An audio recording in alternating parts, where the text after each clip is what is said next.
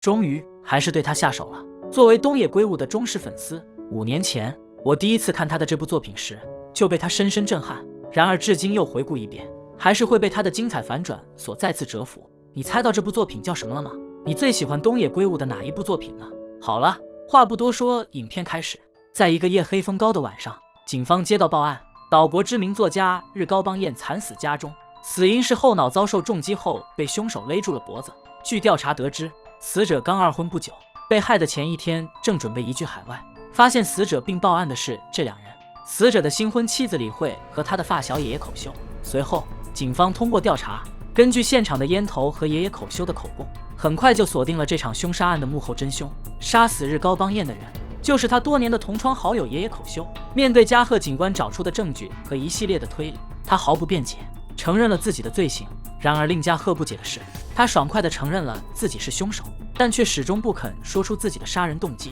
一心只求速死。究竟发生了什么，让爷爷口修对多年的好友痛下杀手？在一次又一次的审讯中，加贺警官察觉到了端倪，随后又根据口供和调查结果，找出了一些微小证据，最终发现了事实的真相，也清楚了爷爷口修的作案动机。原来日高邦彦和爷爷口修两人曾是初中同学，小时候的关系就十分要好，但是后来进入高中后，由于两人的学校不同，就从此断绝了来往。多年过后，日高邦彦摇身一变，成为了岛国的知名作家，而爷爷口修作为同行，在得知他的好友出了名后，他也决定主动登门拜访，只为早点实现自己的作家梦。一切都往好的方向在发展。少时好友日高邦彦不仅热情地招待了他，还给他介绍了一份儿童读物撰写的工作。但好景不长，由于工作的关系，两人来往频繁，这就导致了爷爷口修和日高邦彦首任妻子出美之间的关系发生了微妙的变化。随后在某一天晚上，出美打电话告知爷爷口修，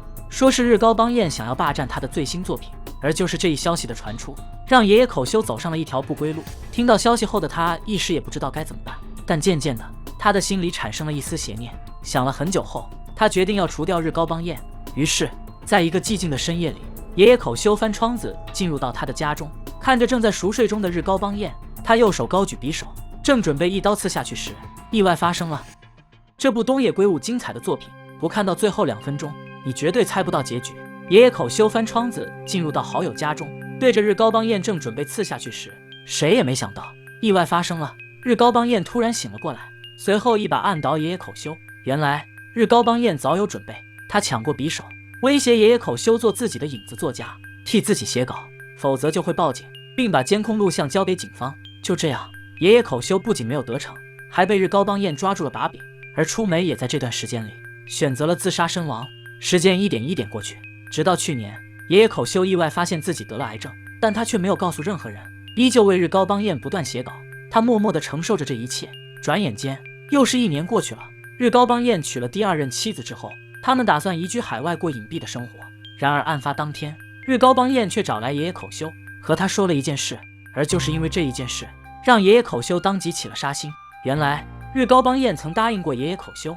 出国后就不用他再当影子作家。而在出国的前一天，日高邦彦却不守信用，突然变卦，要求爷爷口修继续当他的影子，为他写作。得知这一消息后，爷爷口修心中的怨念也变得越来越大，最后爆炸开来。他决定故技重施，和7年前一样，再次从窗户翻进日高邦彦的房间里。这一次他没有失误，日高邦彦就这样被他残忍地杀害了。随着案件的侦破，案件详情也被媒体大肆报道出来。此消息一出，立刻引起了社会热议，众人都开始大骂日高邦彦是个无耻的大骗子，骂他活该，死得漂亮，甚至还网暴了他的现任妻子李慧。一夜之间，知名作家日高邦彦名声扫地，而爷爷口修则变成了被大家同情怜悯的杀人犯。原本以为凶手被抓到了，案件也就到此结束了。然而事实并非如此，真正的好戏才刚刚上演。在此案的具体详情还未被发现之前，爷爷口修爽快地承认了自己是凶手，然而却一直闭口不谈自己的杀人动机，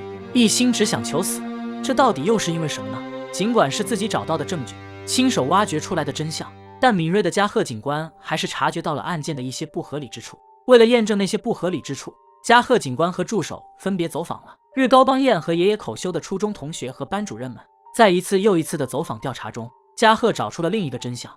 随着对案件的不断深入调查，真相也慢慢浮出水面。原来在同学和老师的眼中，日高邦彦和爷爷口修从来都不是好友。初中时期，爷爷口修从城市转到乡下读书，由于性格内向懦弱，加之没有朋友，就自然而然地成为了校园暴力的对象。在那个时候，很多学生都遭受过校园暴力，日高邦彦也是其中之一。然而与爷爷口修不同的是，面对校园霸凌，日高邦彦没有向任何人屈服过，即使遭到众人的暴打，他也依旧坚守着正义，对霸凌者选择顽强抗争。而爷爷口修呢，他软弱无能，为了不被伤害，选择加入了霸凌者的队伍，和那些人一起来欺负日高邦彦。随后，加贺在走访调查中还找到了一个关键性证据，爷爷口修声称自己是日高邦彦的影子作家，但在其中一部作品中，加贺找到了书中原型的老师傅，查出了当时去找老师傅收集灵感的人并不是爷爷口修，而是日高邦彦。而在他的另一部作品中，也证实了爷爷口修的谎言。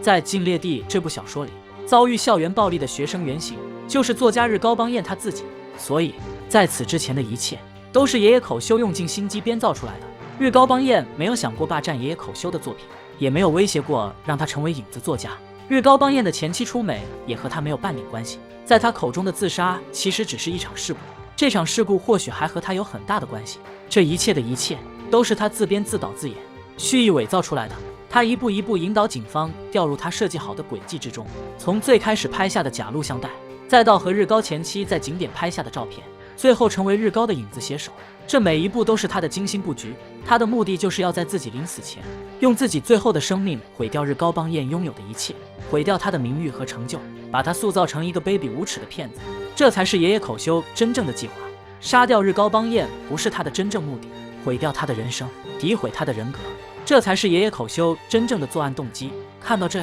爷爷口修的作案动机不禁让我们感到头皮发麻。正直善良的日高，即使在初中时期受到过爷爷口修等人的欺负，但他却从没有记过仇，甚至还想要把他从霸凌者的队伍中拯救出来。多年之后见到他，不仅热情招待，还给他介绍了工作。而就是这样的善，却加深了爷爷口修对他的恶意。从小时候起，在城市里长大的爷爷口修，就对在乡下长大的日高邦彦抱有很大偏见。然而就是这个他看不起的人，每个地方都压他一头，比他学习好，比他正直善良，比他先成功一步，比他拥有更完美的事业和爱情。爷爷口修承受不住这个他看不起的人处处比他好，他自卑、无能、懦弱，他嫉妒、窝囊、怨恨着日高邦彦。日高邦彦了解他所有不堪回首的过去，在日高邦彦面前，他只能自惭形秽。在故事的结尾，他曾对死前的日高邦彦说过这样一段话：我就是恨你，明明你是我最亲密的朋友，明明你是那么善良，明明你知道我猥琐的过去还帮我保密，